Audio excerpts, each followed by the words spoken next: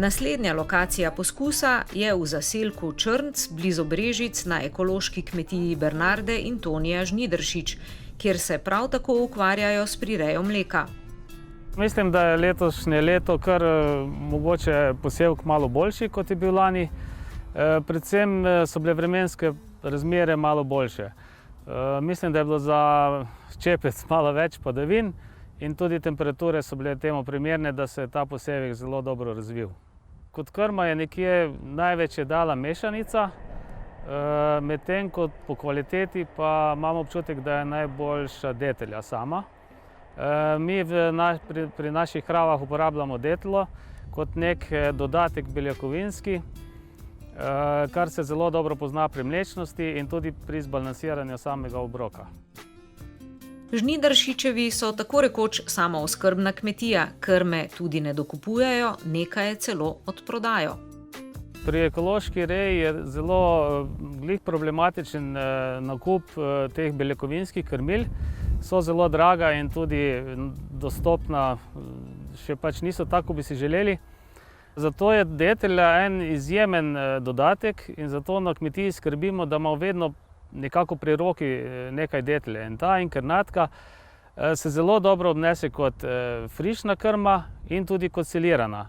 Tako da tudi skozi zimo imamo nek silos, ki je dejansko narejen samo za inkarnatke in lahko potem po potrebi dodajamo k ostali krmi, da pač uravnovesimo obrok. Geografsko sicer Brežice in pa Fala nista daleč, če gledamo razdaljo, ampak očitno je bila pomlad povsem drugačna, kot je tu v Brežicah, kot je bila na Fali.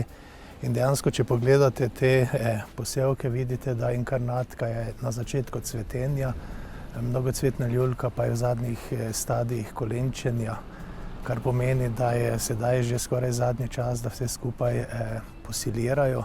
Deloma, kot vidite, so na kmetiji preostali del njive že pospravili za krmo. Tu dejansko lahko pričakujemo res obilne pridelke mešanice, tako kot lansko leto, in pa tudi detelja v čisti setvi bo dala velik pridelek. Seveda pričakujemo tudi, da se bodo tako italijanska mnogocvetna ljulka kot mešanica detelja in pa italijanske mnogocvetne ljulke odlično silirali. Kar se pa tiče inkarnatke oziroma detelja, torej ker je zraven tudi črna detelja, tudi pričakujemo, da se bo silirala, vendar če bo dovolj posušeno. Sicer obstaja tudi opcija na mnogih kmetijah, da v bistvu ta dosevek porabijo tudi za podor. V tem primeru, glede na to, da je detelja zelo bujna, bi podorali veliko organske snovi in bi v tla prišlo veliko hitro razgradljivih snovi z ozkim razmerjem med ogljikom in dušikom in dejansko je vprašanje, kdaj se bi to mineraliziralo.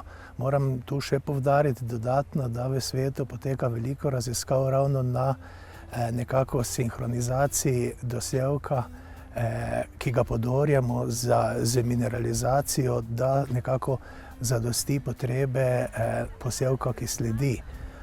Vendar pa, če gledamo čisto iz nekega racionalnega vidika, je pravzaprav vprašanje, ali je bolj pametno recimo zaorati ali pa porabiti za krmo, če je to mogoče. Namreč v tej biomasi recimo, da je 4 do 5 ton suhe snovi in če vzamete, da ima kilogram te suhe snovi tam okrog 6 megajoulov energije, je nakopičeno ogromno energije. In zakaj ne bi živali te energije porabile za meso, mleko? Kar se pa rastlinskih hranil tiče, pa tako ali tako večina se spet pojavi v izločkih živali in če potem to odpeljemo na njivo, smo dejansko krogotok hranil razširili tudi na proizvodnjo mleka in mesa.